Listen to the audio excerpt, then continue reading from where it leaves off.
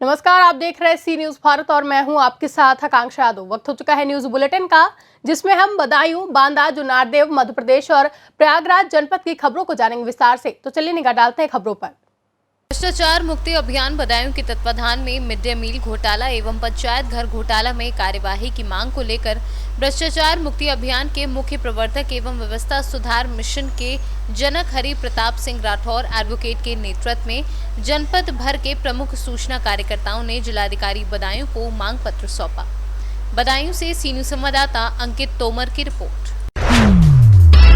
बांदा तहसील पैलानी के थाना चिल्ला के अंतर्गत चलने वाली सदमादनपुर खदान में रात के अंधेरे में चोरी हो रहा राजस्व और निकल रहे ओवरलोड ट्रक प्रशासन को भनक तक नहीं लग रही और ट्रक हो जाते सीमा पार। बांदा से सीनू संवाददाता मतीन अहमद की रिपोर्ट।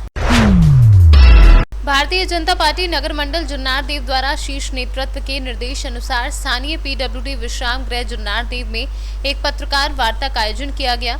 इस पत्रकार वार्ता में भारतीय जनता पार्टी मध्य प्रदेश की सरकार बनने के 1 वर्ष पूर्ण होने पर नगर भाजपा मंडल जुन्नारदेव ने प्रेस वार्ता रखी, जिस पर मध्य प्रदेश की शिवराज सरकार द्वारा पिछले 1 साल की उपलब्धियों को बताया। इस अवसर पर पूर्व विधायक नाथन शाह कावरेती, नगर मंडल अध्यक्ष नवनीत मोनू जैन, राजेश श्रीवास्तव, विष्णु शर्मा, राजू नदवंशी व अन्य लोग मौजूद रहे।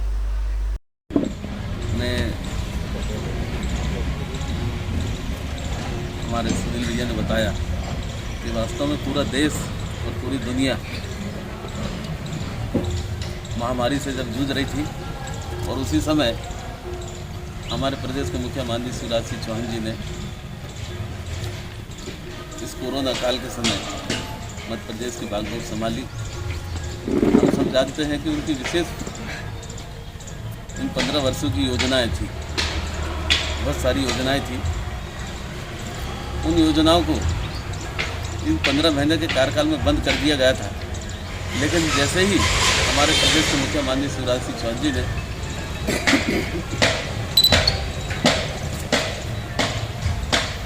16 मार्च को जब इस प्रदेश की बागडोर संभाली, ये कोरोना महामारी में हम सब जानते हैं कि हमारे भारतीय जनता पार्टी के माध्यम से और हमारे सामाजिक कार्यकर्ताओं के माध्यम से घर घर में कच्ची सामग्री, भोजन की, चावल हो, गेहूं हो, आटा हो, साग सब्जी हो, किराना पहुंचाने का काम भारतीय जनता पार्टी के कार्यकर्ताओं के माध्यम से है। और ये देश से ही और हमारे प्रदेश के मुख्य माननीय शिवराज सिंह चौहान के माध्यम से ये आह्वान किया गया है कि हमें गरीबों की सेवा करना है और घर घर तक जाकर जो हमारे जो गरीब भाई हैं, जो घर में हैं, जो घर से बाहर नहीं निकल सकते, उनकी मदद करना है। ऐसा भारतीय जनता पार्टी के कार्यकर्ता और सामाजिक कार्यकर्ता सभी लगे हुए थे। जुन्नारदेव से कैमरा पर्सन सानू के साथ वीरेंद्र अग्रवाल की रिपोर्ट।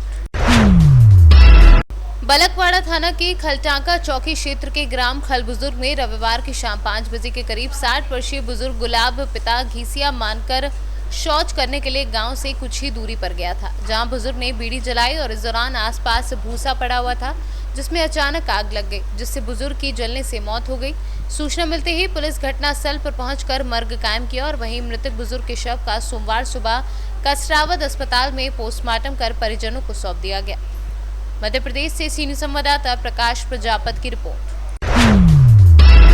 हंडिया थाना क्षेत्र के अंतर्गत आने वाले सैदाबाद क्षेत्र में जहां पर जहरीली शराब से लगभग 14 से अधिक लोगों की जान गई, वहीं इस मामले को गंभीरता से संज्ञान में लेते हुए हंडिया पुलिस द्वारा 8 अभियुक्तों को गिरफ्तार किया गया, जो कहीं न कहीं शराब के कारोबार से जुड़े हुए थे। गिरफ्तार अभियुक्त, जिनका नाम प्रतिमा सिंह पत्नी कुलदीप सिंह निवासी धरघनपुर सैदाबाद, इनके पास से 27 शीशी विंडीज लाइम देसी शराब, 2 किलो यूरिया, 50 ग्राम नौसादर बरामद किया गया है। प्रयागराज से सीनू संवाददाता रणविजय सिंह यादव की रिपोर्ट। साइबर सेल देवरिया व थाना रुद्रपुर पुलिस द्वारा हिमालय कंपनी में नौकरी दिलाने के नाम पर ठगी करने वाले एक अभियुक्त गिरफ्तार कर लिए गए हैं, जिनके पास से फर्जी training letter, pamphlet, mobile phone व नकद रुपए बरामद किए गए हैं। आज एक ऐसे गैंग का पुलिस ने खुलासा किया है जो फर्जी तरीके से अभी वर्तमान में हिमालय कंपनी के लिए फर्जी रिक्रूटमेंट कर रहे थे और इन्होंने पम्पलेट्स छपवा करके, बैनर आदि लगवा करके विभिन्न स्थानों पर विभिन्न पदों के लिए योग्यता के अनुसार आवेदन पत्र आमंत्रित किए थे। और उसी क्रम में इन्होंने रुद्रपुर के एक आदमी का आवेदन पत्र लिया था। उसे संदेह हुआ, उसने हमारे साइबर सेल को बताया। साइबर सेल के हमारे 2 आरक्षी उन्होंने भी जा करके इनकी कंपनी में इंटरव्यू दिया और ये वहाँ सेलेक्ट हुए। बाकायदा 850 रुपये का रजिस्ट्रेशन जो होता है उसकी फीस दिया। और बाद में फिर जब इन्होंने पूरी छानबीन की तो ये पाए जाने पर कि ये तमाम कंपनियों की फेक आईडी बना करके ये क्लेम करता है कि हमारा उन कंपनियों से टाई अप है, और जबकि ये टोटल फ्रॉड है। उनमें से एक जो इनका सो कॉल्ड डायरेक्टर है वो गिरफ्तार हुआ है आज रुद्रपुर से, और इनके अन्य साथियों की तलाश की जा रही है। इनके पास से बहुत बड़ी संख्या में पम्पलेट्स, बैनर, इनके मोबाइल फ़ोन जिसके माध्यम से ये पम्पलेट में जो नंबर दिया था वो, लैपटॉप 2 और 25,000 रुपये से ज़्यादा 25,300 कुछ रुपये बरामद हुए हैं। ये वो धनराशि है जो इन्होंने 850 प्रति व्यक्ति के हिसाब से रजिस्ट्रेशन का लिया था। इन पर कार्रवाई क्या हो रही है सर? इन अभियुक्तों को गिरफ्तार करके इनके विरुद्ध जो अपराध कारित किया गया है उस अपराध के तहत कार्रवाई की जा रही है, और इस पर हम लोग आगे गैंगस्टर की भी कार्रवाई करेंगे। इस कार्रवाई से क्षेत्र में जिन लोगों को इस तरह से ये ठगने का प्रयास कर रहे थे उनको कम से कम एक अच्छी जो है सुरक्षा प्राप्त होगी, और इस तरह का कार्य करने वाले लोग अब ऐसे कार्यों से निश्चित रूप से यहाँ से भाग करके और उन पे जो हम कार्रवाई कर रहे हैं उससे इस तरह के अपराध पर अंकुश लगाएंगे। देवरिया से सीनू संवाददाता दुर्गेश जायसवाल की रिपोर्ट।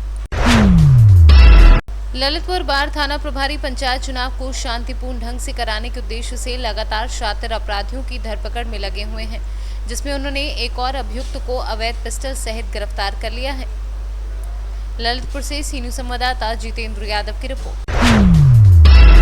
लावालौंग प्रखंड मुख्यालय स्थित थाना परिसर में होली तथा शबेरात त्योहार शांतिपूर्वक मनाने को लेकर शांति समिति की बैठक आयोजित की गई।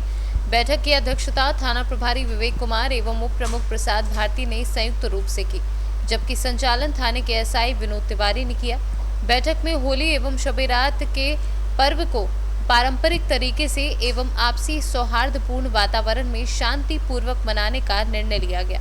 बैठक में कोविड-19 को लेकर जारी सरकारी दिशा निर्देशों के अनुसार होली मनाने का निर्णय लिया गया तथा थाना प्रभारी ने सख्त निर्देश दिया और आग्रह भी किया कि इसके अलावा होली में हुड़दंगियों एवं असामाजिक तत्वों पर कड़ी नजर रखने एवं अश्लील गानों पर पूर्ण प्रतिबंध लगाने की बात कही गई।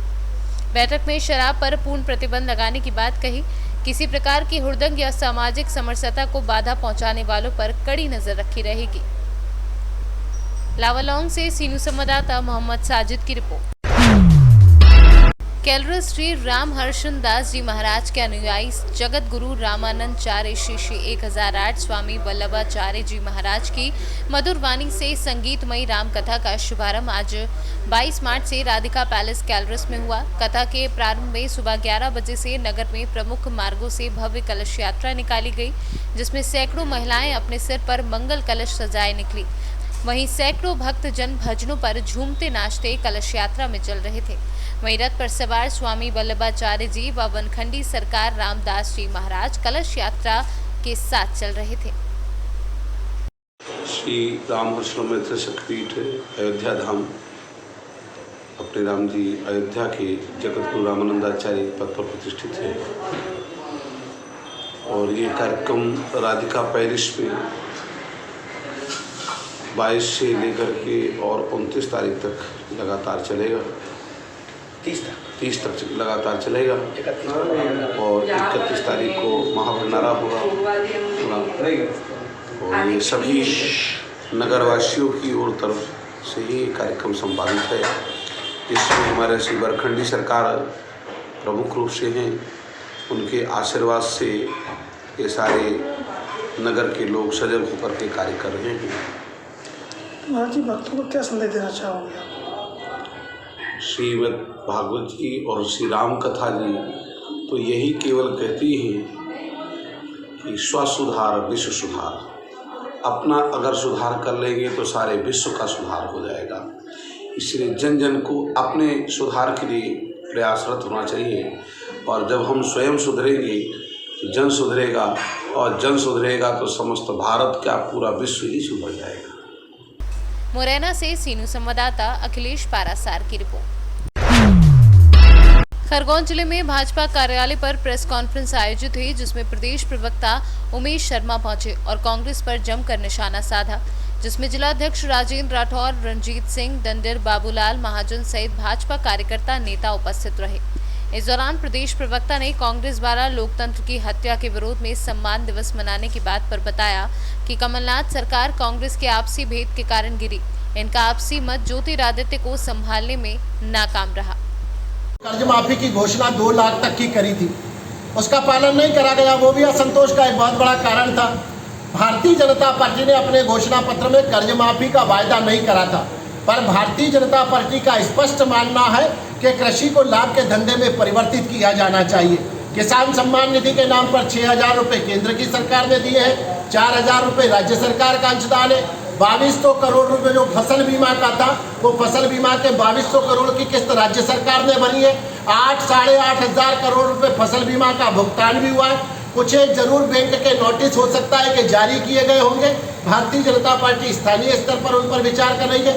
भारतीय जनता पार्टी की प्राथमिकता किसानों के प्रति इसलिए भी है कि हमारा मुख्यमंत्री जो है वो स्वयं किसान का बेटा है, तो कृषि को और किसान को जो आत्मीयता की आवश्यकता है वो स्वाभाविक रूप से शिवराज सरकार में है। पेट्रोल 100 रुपये से ऊपर हो गया है, गैस सिलेंडर 860 रुपये में मिल रहा है, और ये सारी चीज़ें स्वाभाविकता में और वास्तव में ये पीड़ादायी भी होती है।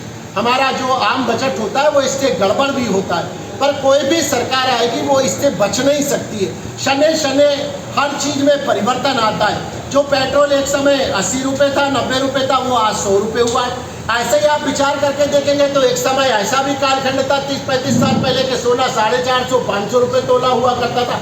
तो शने शने जैसे जैसे समय परिवर्तित होता है, ये सारी चीज़ें स्वाभाविक है। केवल महंगाई बढ़ी है ऐसा नहीं है, रोजगार के अवसर भी बढ़ाए गए हैं, जीविकोपार्जन के साधनों में भी वृद्धि करी गई है। सरकार ने यह भी सुनिश्चित करने का प्रयास करा है कि अगर महंगाई की दर बढ़ रही है तो रोजगार के साधन भी बढ़े और जनता की आय में भी बढ़ोतरी हो। केंद्रीय चुनाव आयोग करता है, चूँकि हम राजनीतिक क्षेत्र में काम करते हैं, हमारी एक राजनीतिक इकाई है, तो राजनीतिक इकाई का उत्तरदायित्व होता है, चाहे भारतीय जनता पार्टी हो या कांग्रेस हो या कोई अन्य राजनीतिक दल हो। एक बार अगर चुनाव आयोग ने चुनाव घोषित कर दिया तो हमको उस रण में, उस समर में उतरना हमारी व्यवस्था है और हम उससे मुबाह या पलायन नहीं कर सकते। अब हमारे मंत्री वहाँ पर काम करने जा रहे हैं, तो ये भारतीय जनता पार्टी की अपनी आंतरिक व्यवस्था है, इससे मध्य प्रदेश के शासन पर कोई फर्क पड़ने वाला नहीं। कांग्रेस लोकतंत्र की हत्या के लिए रैली नहीं, लोकतंत्र की हत्या तो मुझे लग रहा है कि ये तय करना बाकी है कि कमलनाथ ने ज़्यादा करी है कि दिग्विजय सिंह ने ज़्यादा करी है। अभी तो ये तय होना बाकी है कि कमलनाथ कैकई थे या दिग्विजय सिंह मंत्रा थे। अभी तो तय होना बाकी है कि मंत्रा कौन है और कैकई कौन है। दिग्विजय सिंह जी और कमलनाथ एक दूसरे की भूमिका जिस दिन तय कर लेंगे उस दिन मालूम पड़ जाएगा कि ये लोकतंत्र की हत्या थी या आंतरिक लोकतंत्र का हरण कांग्रेस पार्टी में हो रहा था। खरगोन से सीनियर संवाददाता प्रकाश प्रजापत की रिपोर्ट। फिलहाल के लिए न्यूज बुलेटिन में बस इतना ही। देश और दुनिया की तमाम बड़ी खबरों के लिए देखते रहे सी न्यूज भारत।